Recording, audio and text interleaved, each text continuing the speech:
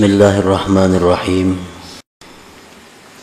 Alhamdulillahilladzi hadana wa waffaqana ila siratil mustaqim. Siratillahil azizil hakim. Ashhadu an la ilaha illallah wahdahu la syarika lahur rahmanir rahim. Wa ashhadu anna sayyidana Muhammadan abduhu wa rasuluhul karim. Syahadatan tunjina min azabin alim wa tudkhiluna jannatan na'im. Allahumma salli wa sallim wa barik ala sayyidina Muhammadin dhi khuluqin azim wa ala alihi wa ashabihi wa dhurriyyatihi wa atba'ihi ila yaumil aqim. Amma ba'd. Yang kita hormati dan kita cintai para habaib dan para alim ulama, para muhibbin, hadirin, hadirat rahimakumullah. Pertama-tama kita mengucapkan dan memanjatkan puji dan syukur kehadirat Allah Subhanahu wa taala yang telah mengumpulkan kita di tempat yang penuh berkah ini. Dan harapan kita kepada Allah agar selalu dikumpulkan di dalam tempat-tempat kebaikan dan takwa. Puji dan syukur juga kita haturkan kehadirat Allah Subhanahu wa taala yang mana pada saat ini Allah menempatkan kita dalam keadaan yang sangat mulia, dalam keadaan yang sangat agung, dalam keadaan yang sangat dibanggakan Allah Subhanahu wa taala, yaitu keadaan kita sebagai orang yang menuntut ilmu agama.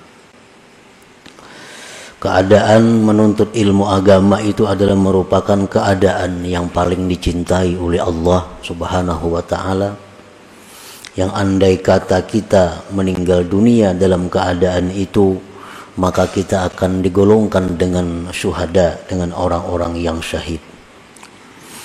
Dan kita memohon kepada Allah agar selalu senantiasa kita ditempatkan dalam keadaan menuntut ilmu agama ini. Amin ya rabbal alamin. Salawat dan salam kita haturkan kepada junjungan kita Nabi besar Muhammad sallallahu alaihi wasallam dan kepada seluruh keluarga, para sahabat, zuriat dan pengikut beliau. Para muhibbin rahimakumullah, al-hikmatu tsaminata asyrata minal hikamil ataiyah. Qala al-imam Ahmad ibn Athaillah as-Sakandari rahimahullah wa nafa'ana bi'ulumih. Hikmah yang ke-18 dari al-hikam. Berkata Al-Imam Ahmad bin Athaillah Sakandari rahimahullah, ihalatukal a'mala ala wujudil farag min ru'unatin nafsi, yang artinya menundanya engkau, melambatkannya engkau akan amalan-amalan atas adanya kelapangan, termasuk kebuduhan diri. Itulah artinya hikmah yang ke-18 ini. Penjelasannya adalah idza kana al-'abdu mutalabbisan bihalin min ahwalid dunya kat-tijarah wa nahwiha wa kana lahu fiha syughlun yamna'uhu minal amal bil a'malis salihat wal wazaifid diniyah wa ahala dhalikal amala ala faraghi min tilkal ashghal wa qala idza tafarragtu amiltu dhalik fadzalika min hamaqati nafsi. Apabila adalah seorang hamba berkecimpung dengan keadaan dari keadaan duniawi, apabila seorang hamba bergelut dengan urusan-urusan duniawi, seperti perdagangan dan seumpamanya. Dan adalah bagi dia seorang hamba tadi pada keadaan tersebut kesibukan yang mencegah dia, yang menghalangi dia daripada beramal dengan amal-amal yang saleh dan tugas-tugas keagamaan. Dan dia menunda yang demikian amal itu atas kelapangannya dari yang demikian itu kesibukan-kesibukan. Dan dia berkata, apabila aku telah lapang, maka aku akan beramal saleh yang demikian itu. Maka yang demikian itu adalah merupakan kebodohan seorang hamba tersebut.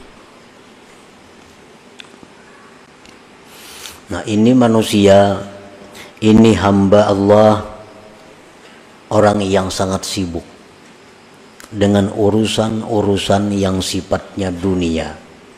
Baik inya bertani, baik inya berdagang, baik inya pegawai, apapun keadaannya, dia sibuk.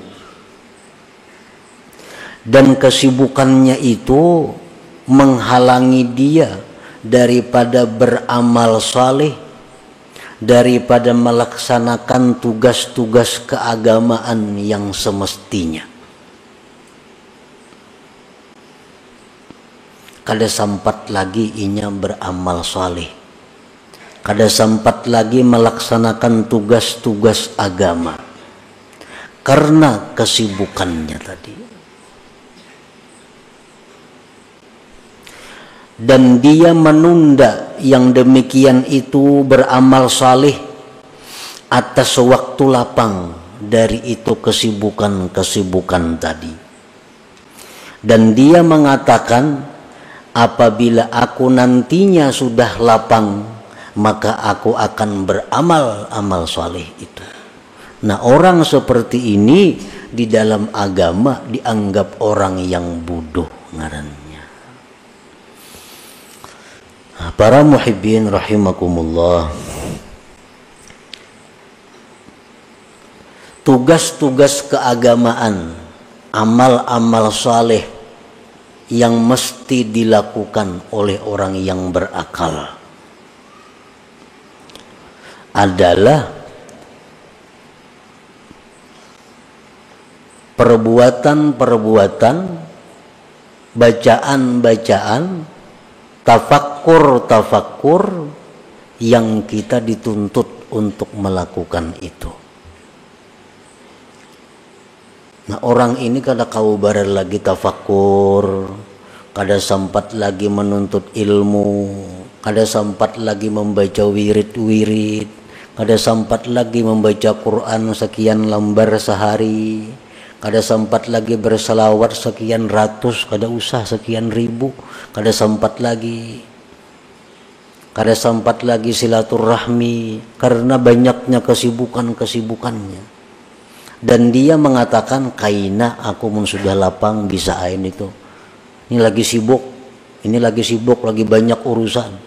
Nah, bila mana demikian halnya, kita ini dianggap bodoh. Nah, para muhibbin rahimakumullah, dalam sehari semalam ada waktu 24 jam. Nah, bagaimana orang yang berakal itu mengelola waktu 24 jam ini? Bagaimana mestinya orang yang punya akal bisa mengelola waktu 24 jam ini dengan baik, dengan yang diridai Allah? Di dalam Suhuf Ibrahim disebutkan,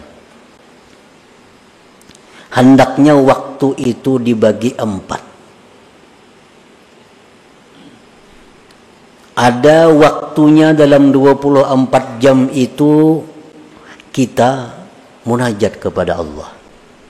Seperti sembahyang, membaca Al-Quran, berzikir, termasuk di dalamnya bersalawat. Nah, ada waktu dalam 24 jam untuk itu.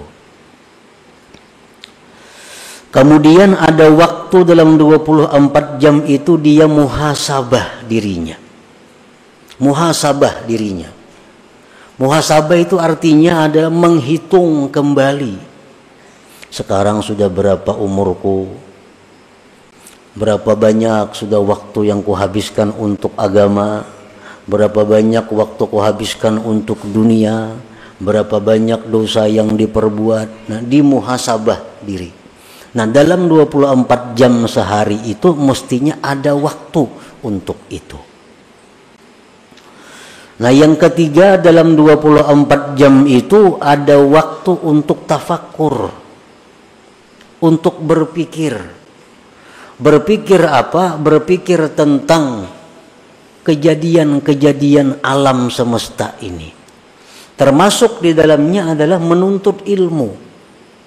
Karena menuntut ilmu ini memerlukan tafakur, memikirkan apa yang disampaikan Rasulullah Sallallahu Alaihi Wasallam, memikirkan apa yang difirmankan oleh Allah Subhanahu Wa Taala, memikirkan apa yang disampaikan oleh para aulia Allah. Nah, dalam sehari semalaman ini kita ada waktu untuk itu. 3. Dan yang keempat, di dalam sehari semalaman ini kita ada waktu untuk berusaha menafkahi keluarga. Ada waktu untuk itu. Nah, bila kita bisa mengelola yang demikian, maka kita dianggap sebagai al-aqil, orang yang berakal. Nah, para muhibbin rahimakumullah.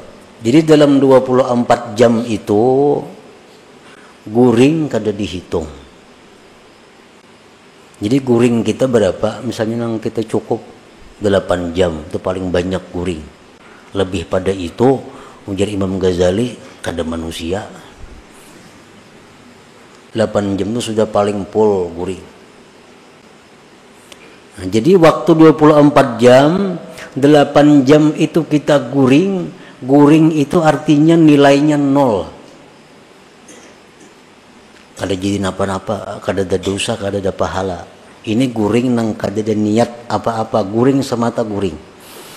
Orang nang mengertinya guring berniat untuk hak tubuhnya, berniat agar supaya kuat bangunnya kaina. Nah, itu jadi ibadah guringnya. Ini guring nang biasa 8 jam. Kalau niatnya baik, makin bagus lagi guring itu. Ada niat-niat guring supaya guringnya jadi ibadah. 8 jam. Jadi yang tersisa waktu lagi berapa? 16 jam. 16 jam lagi waktu. Nah, 16 jam inilah yang kita bagi 4. 16 jam inilah yang dibagi 4. Saparapat itu mestinya untuk urusan duniawi. Nah, saparapat untuk urusan duniawi. 3/4-nya urusan akhirat. Berapa seperapatnya? 4 jam lah. Nah, 4 jam berarti 12 jam lagi. Nah, 12 jam itu kita gunakan untuk ibadah, menuntut ilmu. 12 jam itu kita gunakan lagi untuk sembahyang, untuk zikir, untuk membaca Quran, untuk silaturahmi, untuk kebaikan-kebaikan. Nah, demikianlah orang yang disebut akil, orang berakal. Bila mana kita banyak kesibukan-kesibukan urusan duniawi yang lebih menguasai waktu kita, lalu kita tunda untuk melaksanakan yang demikian tadi, kain aja kunang kayak itu kawa, wah ini kada kawa lagi. Mun 4 jamannya sehari berdagang, kada kawa lagi. 4 jamannya lagi sehari, kada kawa. Kayaknya dulu nih tuh, kayaknya ada aja saatnya nang bujur-bujur kayaknya aku ke akhirat beramal itu nang pol seharian, ada kayaknya saatnya menuah ini kada kawa. Nah, ini menunjukkan kita orang bungul ngarannya, kada orang pintar nih tuh. Min hamakati nafsih, termasuk kebodohan diri. Kita berpikir macam itu. Nah, di mana seginya kebodohan kita, maka kita ini dipadahkan bodoh bila macam itu. Kaina jaba amalu ini kada kawan lah. Ini banyak, itu banyak lagi masalah. Kaina ya dulu bila kaina mulainya nang bujur-bujur. Nah, bila kaya itu kita dikatakan bodoh. Di mana bodohnya? Wa hamakatuhu min salasati aujuh. Bodohnya itu dari 3 sisi. Al-awwalu isaruhu dunya 'alal akhirah allati hiya marji'uhu wa watanuhu al-haqiqi wa dha'fu imanihi biqaulihi ta'ala wal akhiratu khairu wa abqa. Bodohnya itu yang pertama adalah dia mengutamakan dunia dari akhirat. Itu pertama. Waktu nang mustinya 4 jam untuk dunia, 12 jam untuk akhirat, dibaliknya. 12 jam untuk dunia, cuma 4 jam untuk akhirat. Bisa kada sampai juga 4 jam. Nah, ini orang ngarannya mengutamakan dunia atas akhirat. Sedangkan akhirat itu tempat kembali dan tempat tinggal kita yang sebenarnya. Wa watanuhul hakiki, tempat kita yang sebenarnya itu di akhirat, bukan di dunia ini. Dunia ini hanya perantauan kita untuk menuju akhirat. Macam orang-orang pekerja nang dari Jawa, nang dari daerah mana-mana, ini bekerja di tempat kita. Satu saat pikirannya pasti akan pulang ke tempatnya. Maulainya di sini berhimat untuk membangun tempat ini. Kecuali pikirannya pacang kada bulik lagi ke sana.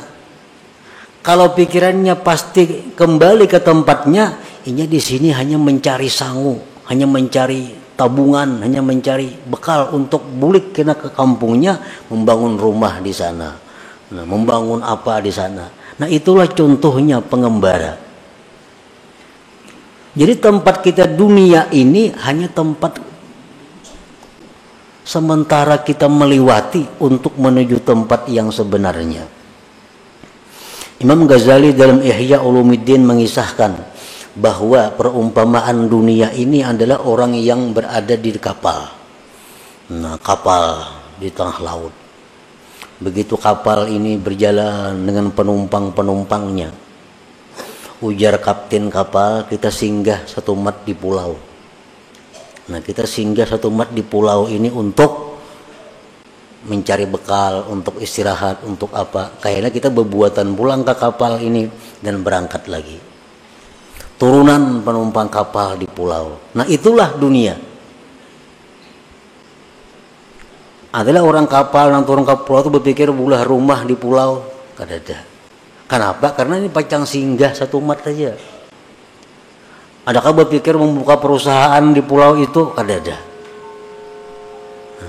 Bila di pulau ini kena kunyuk, kapalnya berjalan, dimakan binatang buas. Ditinggalkan orang. Nah, itulah kehidupan dunia ini. Dan contoh-contoh membuktikan berapa manusia yang mati meninggalkan gedung. Berapa banyak manusia yang mati meninggalkan duit miliaran rupiah.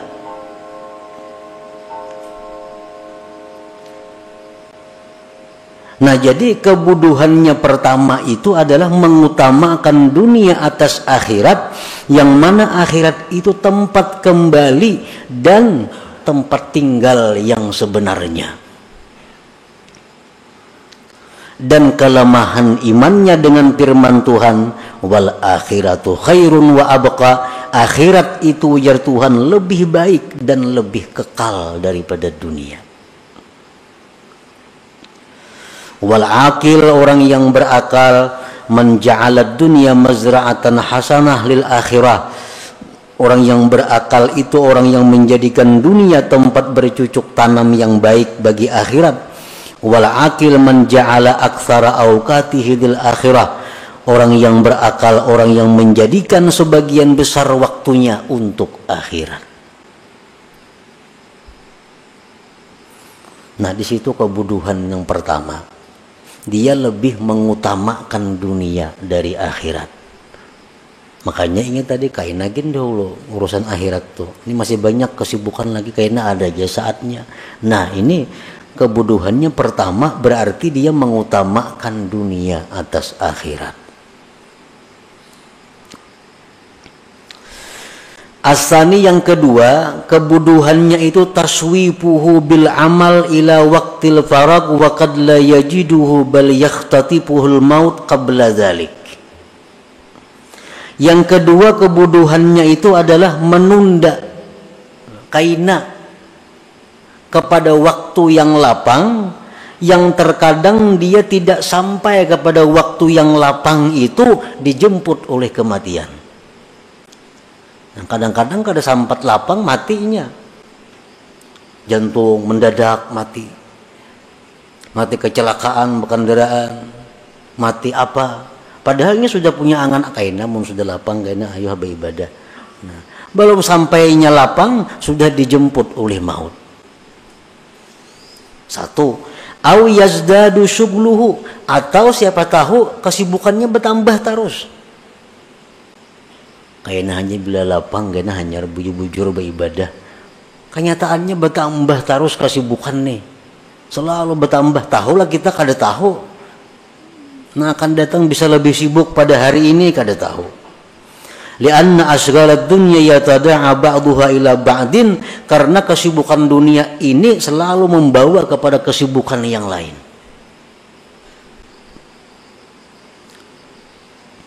Aw ya'tariduhul marad wa la yastati'u bihil amal, atau di tengah jalan dia datang penyakit kada bisa lagi beramal. Kainagin beramal dulu. Stroke, kawala lagi beramal, kada kawal lagi, berjalan kada kawal lagi nuntut ilmu. Stroke sudah di kursi roda ditunjol.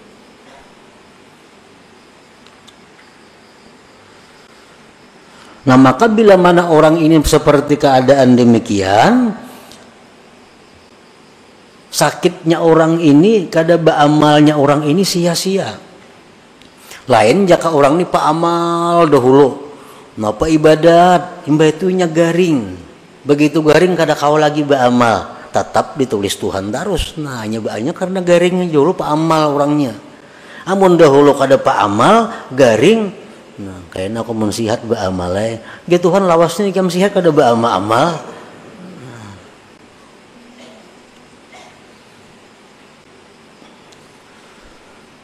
Nawafil hadis disebutkan dalam hadis inna aktsara syahi ahlin nar minat taswib, bahwasanya kebanyakan teriakan orang neraka itu akibat menunda-nunda tadi. Nang terbanyak orang masuk neraka akibat menunda. Kaina aja dulu tobat. Masih tanggung lagi nama ala-alang. Gawian ni mala-alang.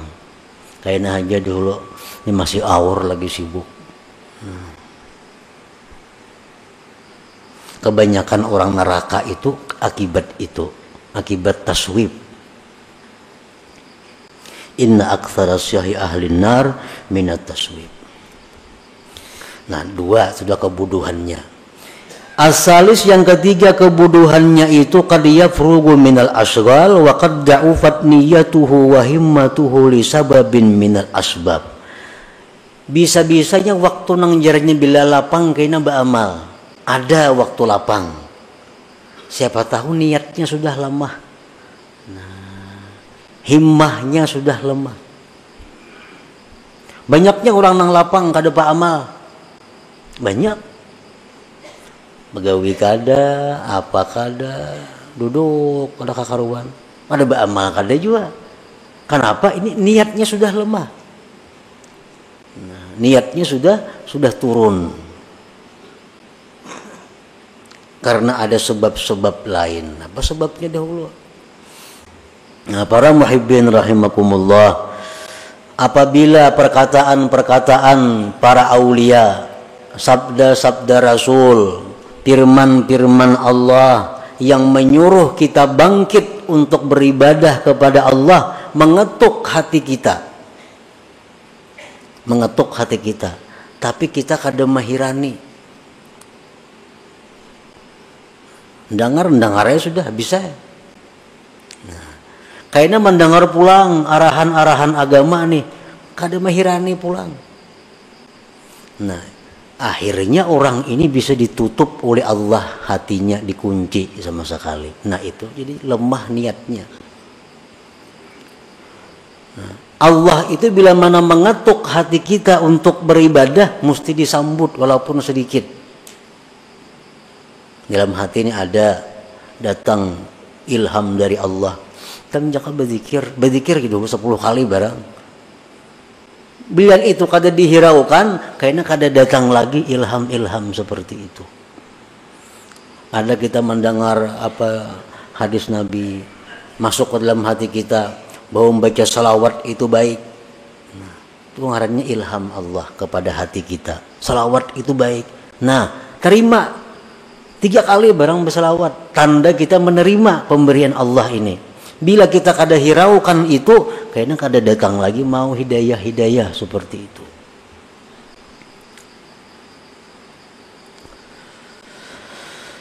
Nah, jadi 3 macam itulah dianggap bodoh tadinya.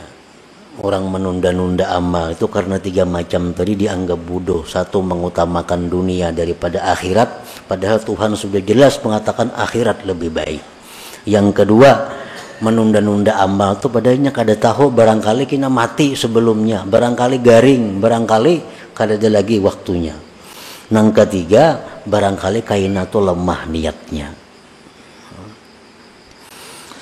Minan nas man razaqahumullah malan wa sihhatan fa in ammaruhuma bi ta'ati maulahum faqad syakaru wa rabihu ribhan azima.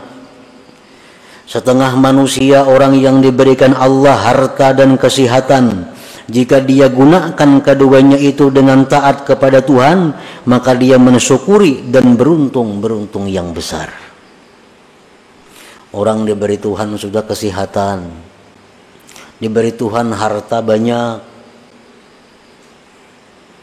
digunakannya kesehatannya untuk taat kepada Allah, harta digunakannya untuk taat kepada Allah. Orang ini beruntung yang besar dan tergolong orang yang bersyukur. Wa in dayya'uhuma bi an syaghalu bi jam'il mal wat takasur wat talazzuz bis syahawat faqad khasiru khusranan 'azima wa kafaru bihatainin ni'matain wa huwa min alamatil khidlan. Apabila dia menyia-nyiakan umur, sihat dan harta. Ini beri Tuhan harta, diberi Tuhan sihat, tapi disia-siakannya. Dia sibuk dengan jam'il mal wat takasur, dia sibuk dengan mengumpulkan harta dan berbanyak-banyak harta dan bersenang-senang dengan syahwatnya. Maka orang ini mendapat kerugian yang besar dan dia kufur dengan nikmat sihat dan nikmat harta itu, dan itu merupakan tanda kehinaan seseorang. Nah, tanda kehinaannya artinya bakal jadi penghuni api neraka maksudnya. Nah, kita ini selama ini sihat saja awak, rajaki murah aja, tapi waktu kita banyak untuk urusan-urusan yang selain taat kepada Allah. Nah, itu alamat kehinaan kita, alamat kesusahan yang panjang bakal kita hadapi di akhirat. Tandanya itu. Nah, para muhibbin rahimakumullah, ada yang mengatakan bahwa mencari yang halal itu kan ibadah. Menafkahi anak istri itu ibadah. Dan itu adalah benar. Aku hari ini mau kada dagang, di rumah kada bebares, anak kada berduit. Jadi hari ini aku turun berusaha. Hari ini turun berusaha, seapa hasilnya untuk nafkah keluarga. Nah, ini nang ibadah. Ini nang bila mati fisabilillah. Orang ini di rumah kada ada lagi bekalnya, baras kada ada di rumah, duit kada ada, turun berusaha memberi makani anak bini. Anak kada turun di rumah kada bisa apa-apa, turun berusaha ini mencari nang halal. Nah ini nang halal ibadah. Bila mati sabilillah. Ini nang alasan nang tepat. Kalau kita banyak berisi harta, duit banyak berisi di rumah, beras begudang di rumah, turun berusaha mencari nang halal, menafkahi anak bini itu kada cucuk. Alasan itu. Bagaimana setahun kada habis gudang itu dimakan. Nah itu kalau masih bercari artinya tujuannya takasur. Takasur itu apa? Memperbanyak harta, dan itu dikutuk oleh Tuhan. Alhaakumut takasur dalam Quran tuh.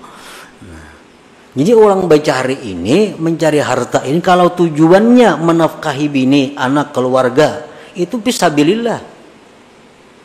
Kalau tujuannya takasur, banyak-banyak mengumpulkan, nah itu nang dicela. Nah, kesibukan-kesibukan itu yang mengurangi, kesibukan-kesibukan itu yang menghabiskan waktunya untuk ibadah. Nah, para muhibbin rahimakumullah. Jadi itulah sebagian yang dimaksud daripada hikmah yang ke-18 daripada hikam ataiyah ini. Yang kesimpulannya adalah hendaknya kita jangan menunda beramal salih itu. Menunda kepada waktu yang lapang.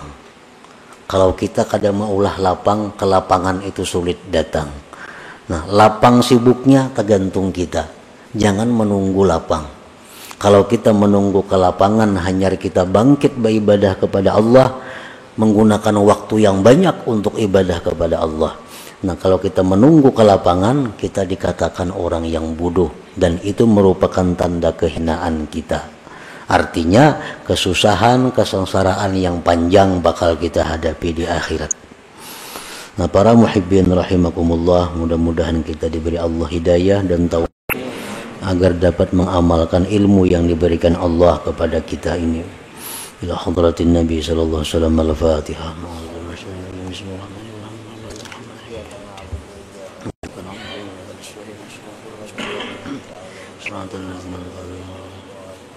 Ya Allah biha, ya Allah biha, ya Allah bi husnil khatimah. Ya Allah biha, ya Allah biha, ya Allah bi husnil khatimah. Ya Allah biha, ya Allah biha, ya Allah bi husnil khatimah. فيا أيها الرجل منه شفاعة صلوا عليه وسلموا تسليما. اللهم صل وسلم وبارك